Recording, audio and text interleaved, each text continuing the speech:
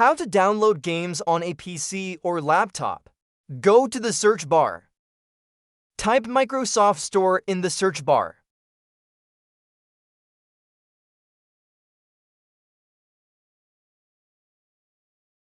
Select the game.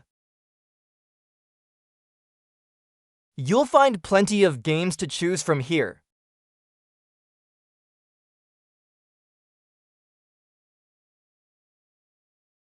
Select the game you want to download.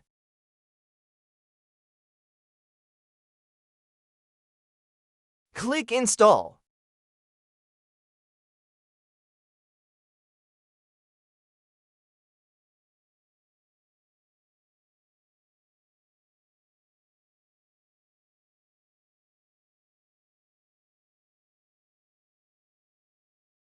That's it, your game will start downloading to your PC or laptop.